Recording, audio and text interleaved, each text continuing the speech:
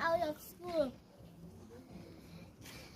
Physical pain causes damage. Second speaker's points. Corporal punishment does not work. Corporal punishment is an abuse. Here the third speaker will give a summary.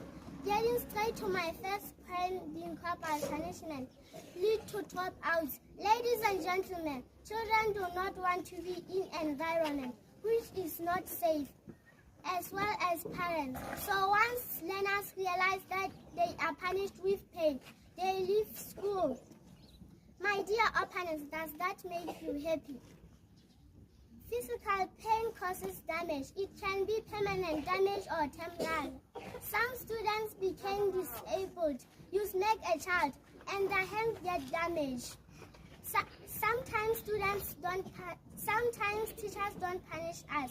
They fight us in the name